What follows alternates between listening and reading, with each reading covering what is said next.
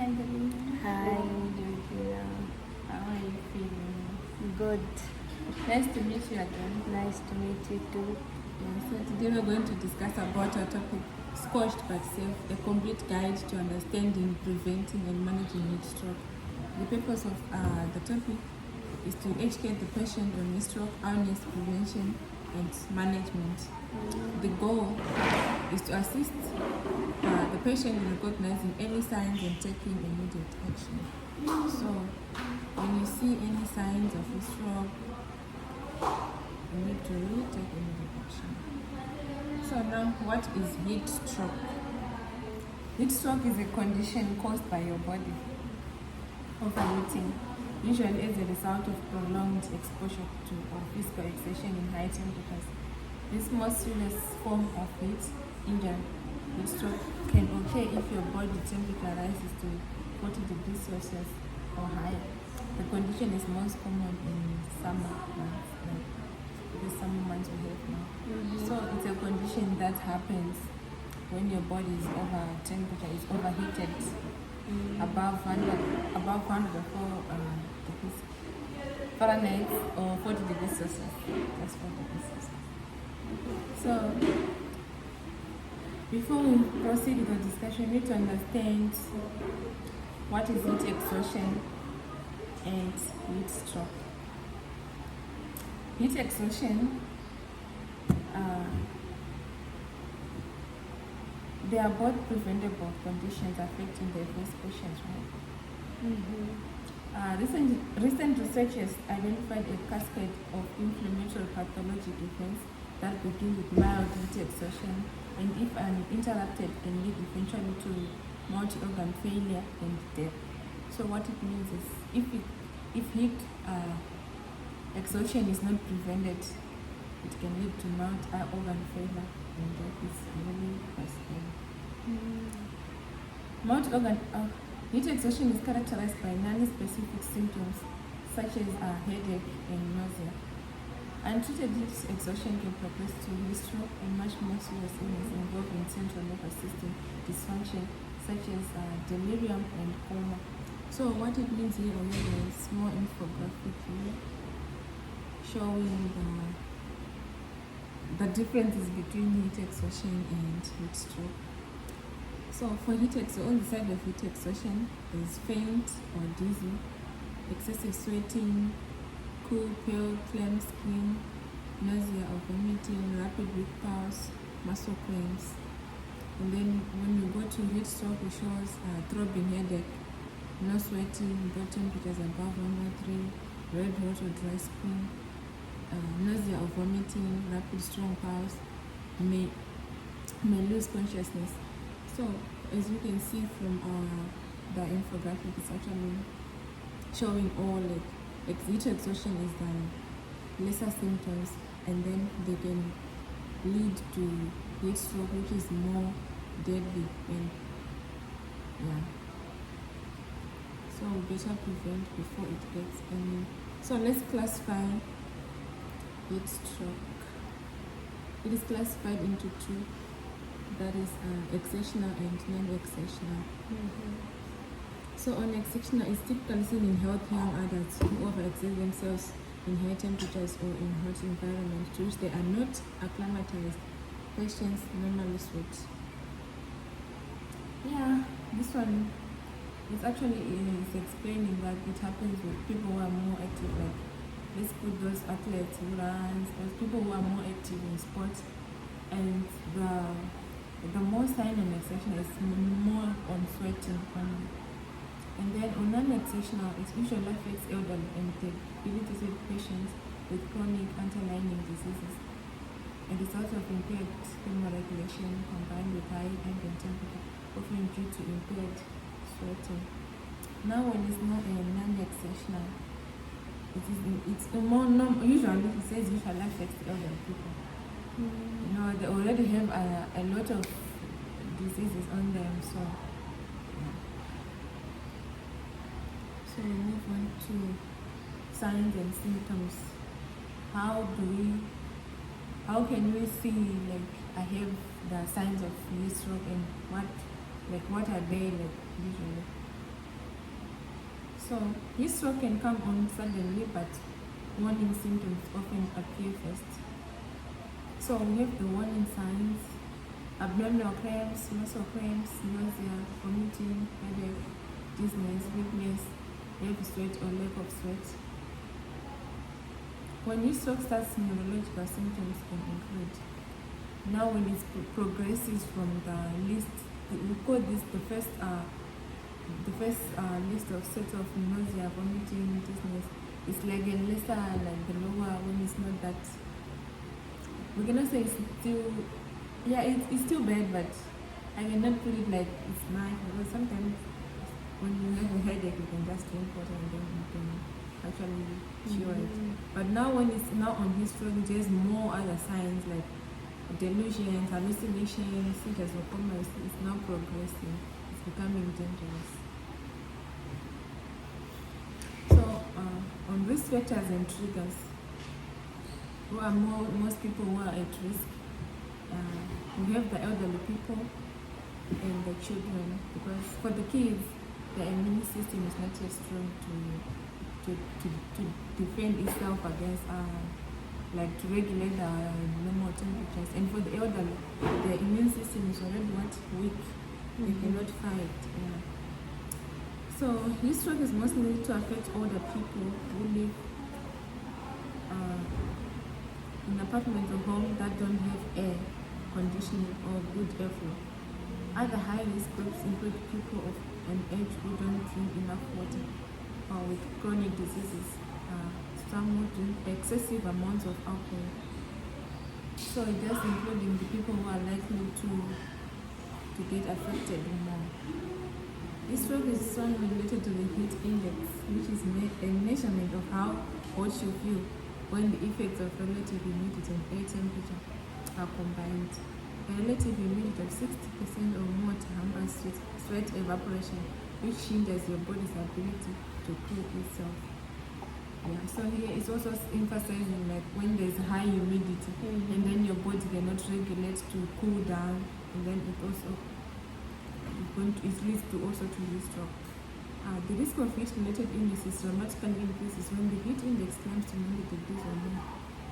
So it's important, especially during heat waves, to pay attention to the reported heat index, and also to remember that exposure to full sunshine can increase the reported heat index by 15 degrees.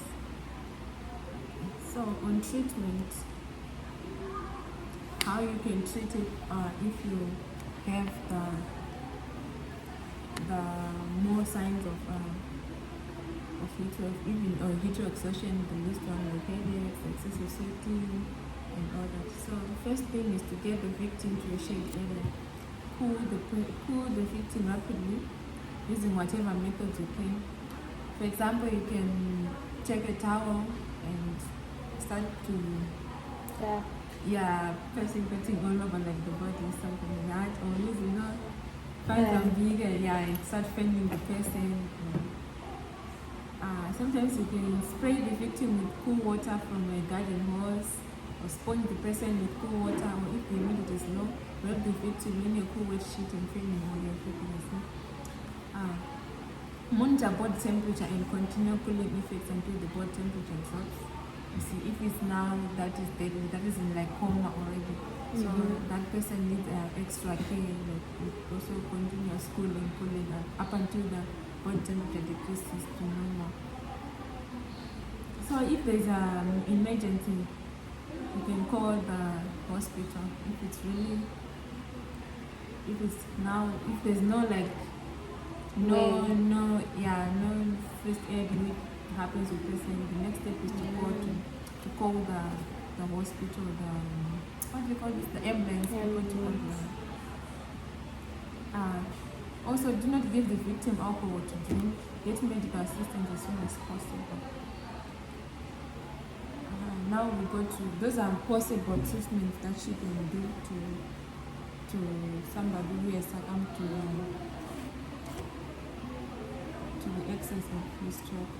So now we go to prevention. First prevention tip: how you can prevent heat stroke. Wear appropriate clothing. That's the most important thing. First thing, you need to choose lightweight, loose-fitting clothing. That goes with the day. If the day is so hot, you really need to wear baggy clothes, those clothes with thin materials. Another thing, stay indoors as much as possible. If your home does not have air conditioning, it is advised to go to library to the places where there's air conditioning and all that stuff. At least we have here in UK. Yeah. Or maybe shopping mall. Let's say you are not staying in a school. Some people who stay outside, they don't go to any shopping mall. It's really cool inside. Call your local health department to see if you have any need to leave shelters in your area also. Another tip is to have fans. Yeah, fans really do work too, but you need to keep in mind that electric fans may provide comfort, but when the temperature is in the high, they will not prevent heat-related illness. Taking a cool shower or bath or move into an air-conditioned place is a much better way to cool off. Use your stove and oven less to maintain a cooler temperature in your home. Yeah, this one is a major, like for us students, because we are 6 or 4 in one room, and some people are cooking, you cook your own thing here, you have your own stuff, that one has your own stuff, like all of us 6, and then we're cooking, then the heat becomes excess. So we really need to not to use our stove all the time. And another thing, you need to make sure that your outdoor activities, you try and limit them. Like for example, if you used to do things during midday, you have to change, like maybe I'll do it in the morning, or if you don't have time in the morning, you have to do it in the evening. At least that time the temperatures will cool down. Okay. And another thing, if you are not accustomed to working or exercising in a hot environment, start slowly and pick up pace gradually. If exertion in the heat makes your heart pound and leaves you gasping for breath, stop all activity. Get into a free area, into a shade and rest, especially if you become lightheaded, confused, weak or faint.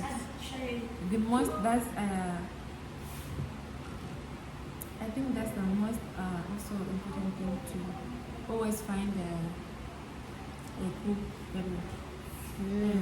And then another tip is to drink plenty of fluid. I mean plenty. Drink more fluid regardless of how active you are. Don't wait until you're thirsty to drink water. Yes. Always stay hydrated. Have a water bottle. I hope you have one. Yeah. I have few. So now I want you to watch a video. It was on BBC. Today was the first day of summer. Central Texas has been feeling the heat for a while now, and we have a long way to go before temperatures cool off. In the first week of June alone, Austin Travis County EMS reported 48 heat-related calls when we had heat indices in the triple digits. Here to talk about this is Dr. Ryan McCorkle, an emergency room physician with St. David's Medical Center. Thank you for being here. Thanks for having me, Rebecca. So we've had a hot May, a hot June. We're looking at triple-digit heat indices next week. How busy have you been in terms of dealing with heat-related illnesses? We've definitely seen an increase in the volume of heat-related complaints coming up to the emergency department at St. David's, ranging from heat exhaustion all the way to more cases of heat stroke this year than we've seen in recent years. And let's talk about the differences between, for example, heat exhaustion and heat stroke. Heat exhaustion is where people are their ability to adapt to the heat is being overcome. They're beginning to get lightheaded, sometimes lose consciousness, go from sweating profusely to not sweating as much, and that's where you start to move from heat exhaustion into heat stroke when they stop sweating and become altered. It can get some swelling of the brain called cerebral edema and become altered and lose consciousness, and that's when we call it heat stroke.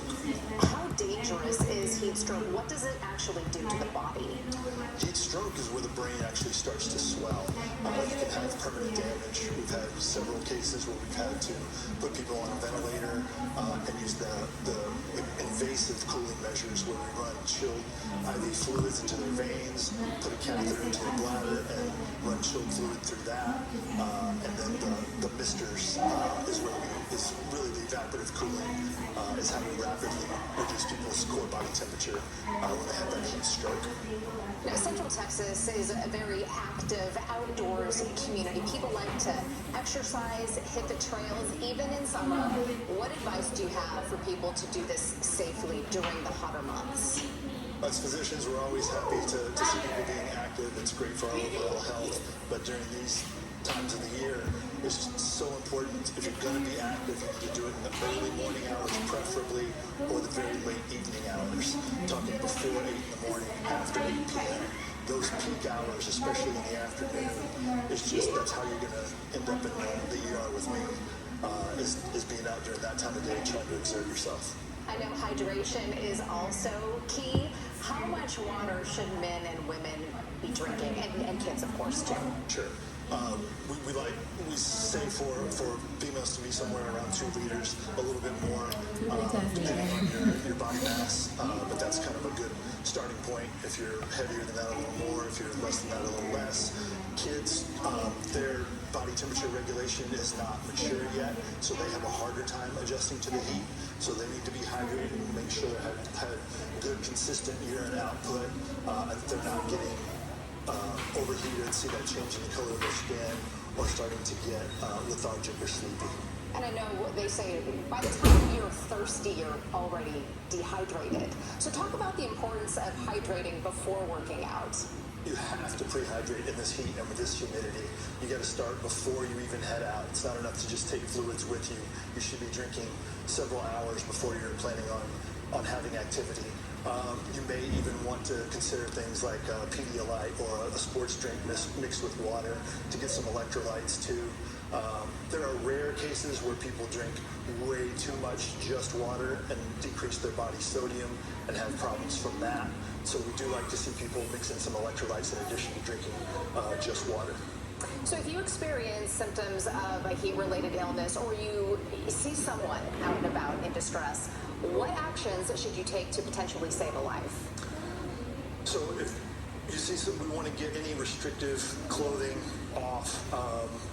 The biggest thing that really helps is the evaporative cooling. So you see restaurants and things have those misters on the outdoor patios. That's actually good evidence-based things. We use spray bottles in the ER to spray people down so that they can get that evaporative cooling. That's what sweating does for you. But once we've outstripped our body's ability to keep up by sweating, putting that cold mist on people will really help decrease their core body temperature rapidly. But get them to drink if you can, get them into a shaded area, and that mist if you can get a hold of it. All right.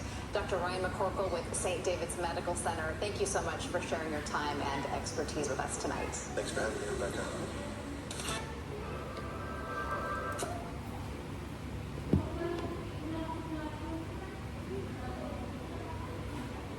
Okay, so now I think the video explains everything. Just she asks questions and then it becomes clear as to how you can take actions if you see somebody who is going to a state of coma, or how to prevent it. Talking about drinking water, spraying like they said in a hospital, they use the spraying to put on the people. For us here, I think we can go in a shower. We can use our hose pipe water over there. We have a lot. That's the least we can do here before we can go to the hospital. So another thing is there's a recent research study on that I need to share with you. I think I've compiled it. So it talks about it says heat stroke management strategies in urban walking. This study was conducted by the people who, they were they did their research on the people who go for their pilgrimage worship. I think they are Muslims, the Muslim people, when they go to their annual thing. Yeah, it says annual thing. So that area is already like a desert, I think, and temperatures are very high. And as a norm of Muslims, when it's the time to go to Mecca to the pilgrimage walk, everyone has to go. So what it means, like they seem that like people there have been, like each and every year they're suffering a lot from the heat exhaustion, heat stroke, those conditions. So the study came up with it actually identifies the signs and symptoms also, and like the causes and how you can prevent prevention of this prevention strategies, I mean. So on the causes is almost the same like the things we've also discussed, like when the heat is prolonged, exposure to high temperatures, age, you have your underlying chronic health conditions, inadequate ventilation, you see. So we have already like discussed all the causes. That's how we hear what they also discussed in their research, and the prevention strategies in the people with like they also talk about not giving caffeine, any sugar drinks, not wearing appropriate clothing, that is loose clothes. So that was like like how telling those people what they can do to avoid heat stroke, so that they know. So we have pre-hospital management of heat stroke.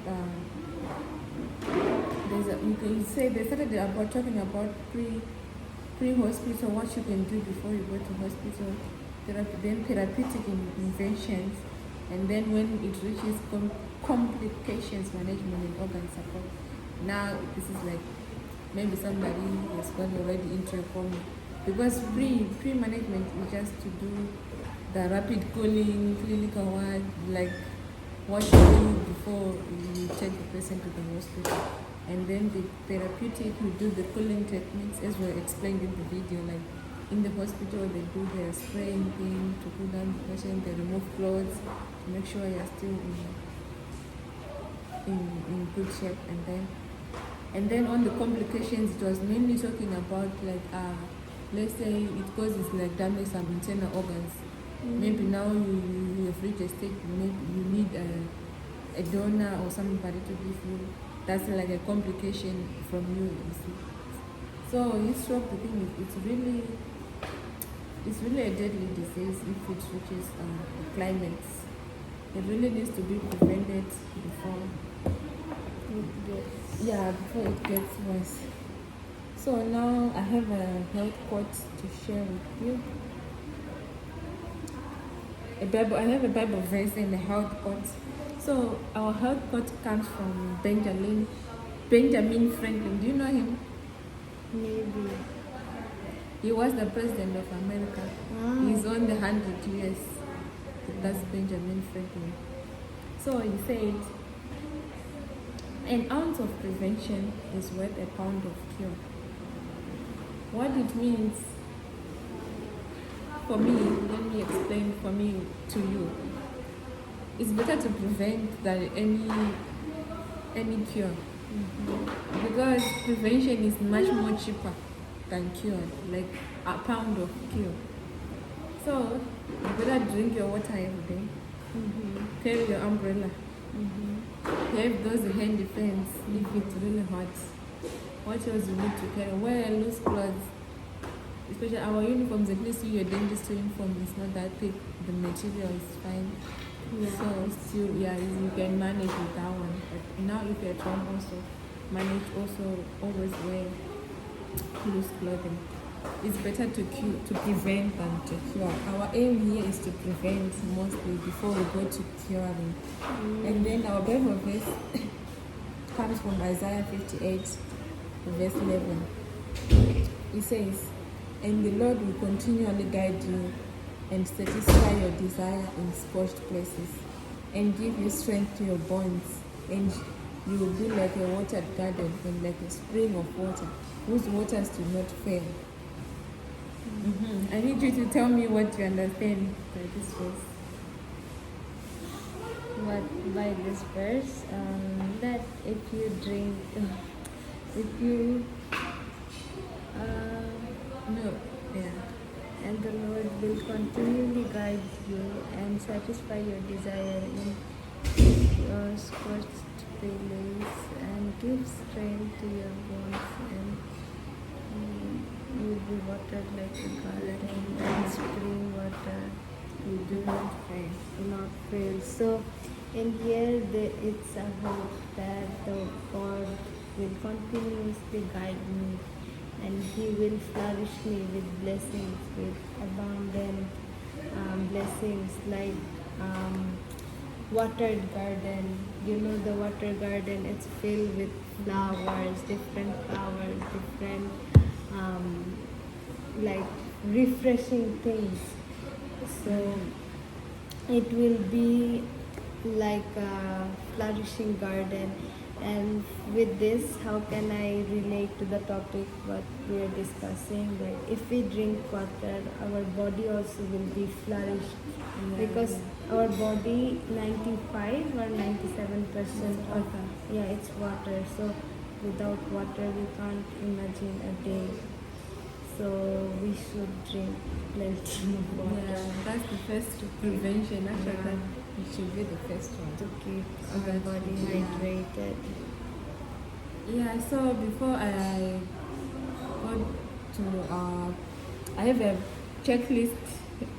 So you should always follow. But before we go there, I want you just to wrap up, like what you understand about heatstroke, what you understand, like what we should do if Okay. we have access to.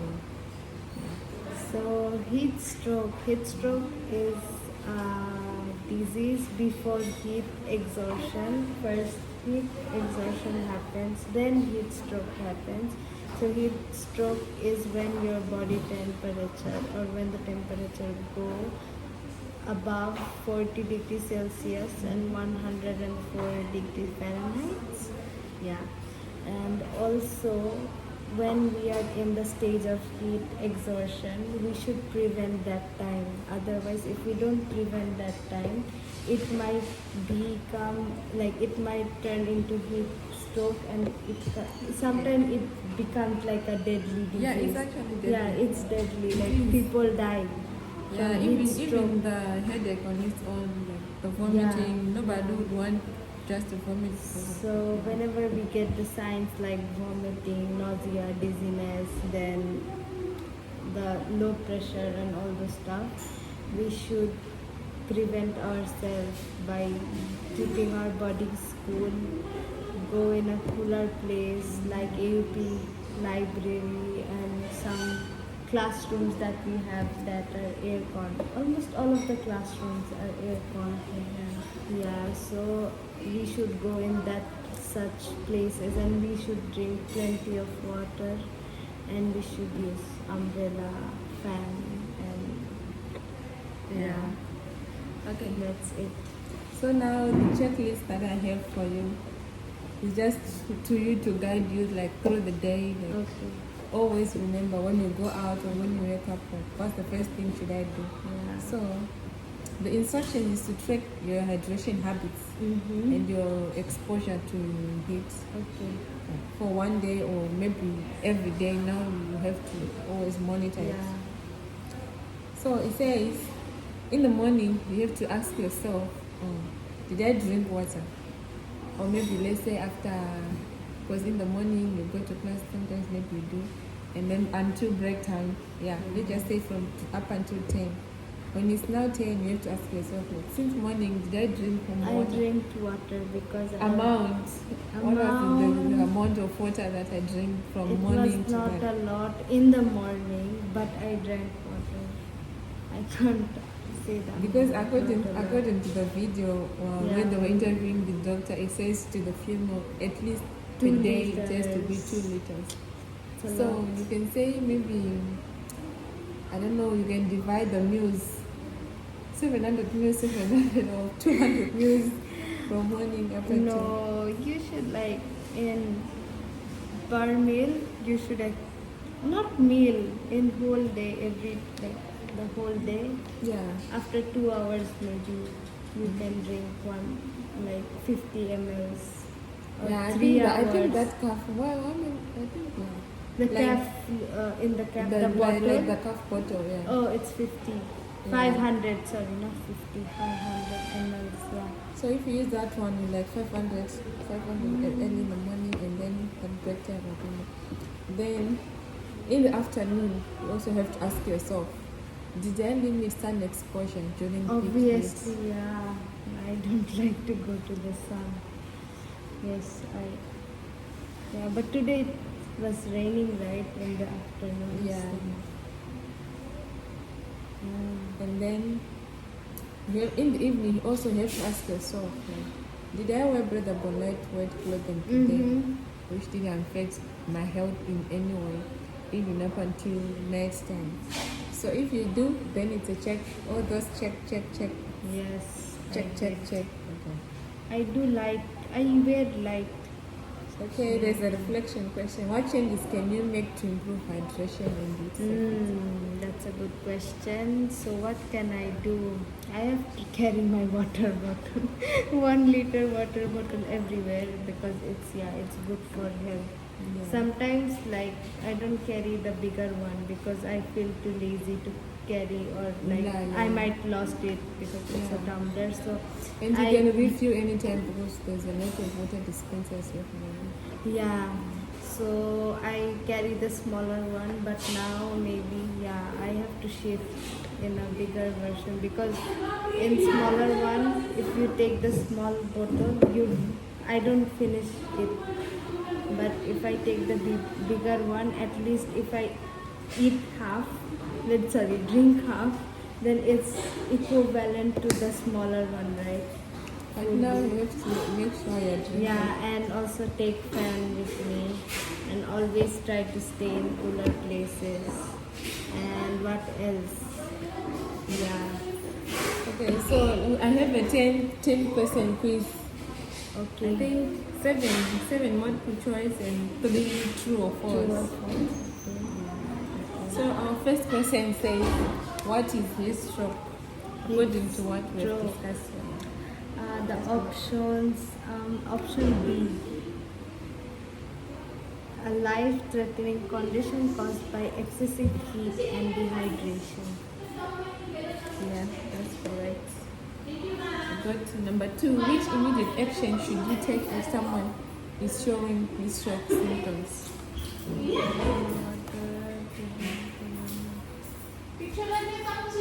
This is also option B.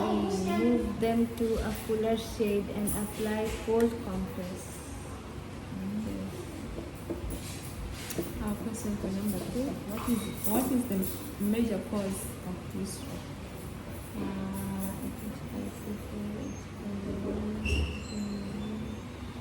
Exposure to extreme heat without proper hydration. Yes, correct. Which group is most at risk of heatstroke? It is elderly individuals and younger children.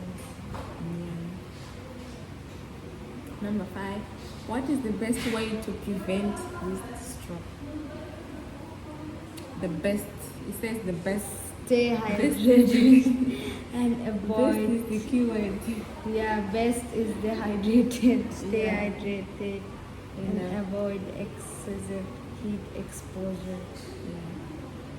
Number 6. What body temperature is considered dangerous and as a sign of heatstroke? 104 degree Fahrenheit and 40 degrees Celsius or higher. Okay. Which of these is a long-term complication of heatstroke? This one was also mentioned in the video. Brain damage and organ failure. Yeah. Okay, we move on to number 8. If your house is hot in summer, good place to seek relief is the public library. True or false? It's true. AUP library. Yeah, it If says you don't- even to the malls, like if you are not staying in this school environment, you can go to Yeah. any mall, they are full of. Number 9, if you are overweight, you are at a higher risk of developing a heat-related illness. It's true. Because there's fat or basic people, they're already, and those who are overweight, they already like have underlying chronic health issues, so they're easily affected. Number 10, having high blood pressure increases your risk of developing a heat-related illness. Is it true or false? True.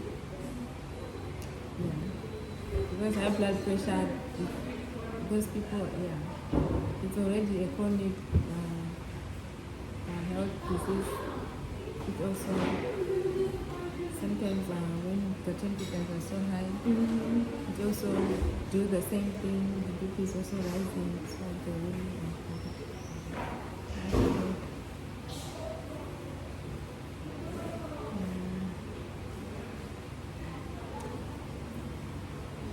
Okay, so I think that's all for today for the topic.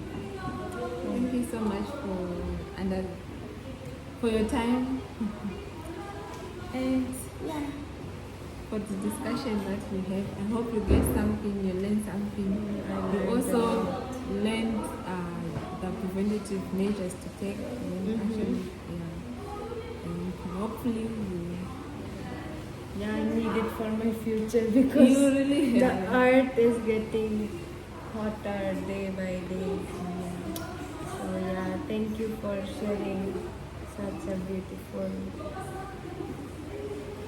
facts and research. now that's the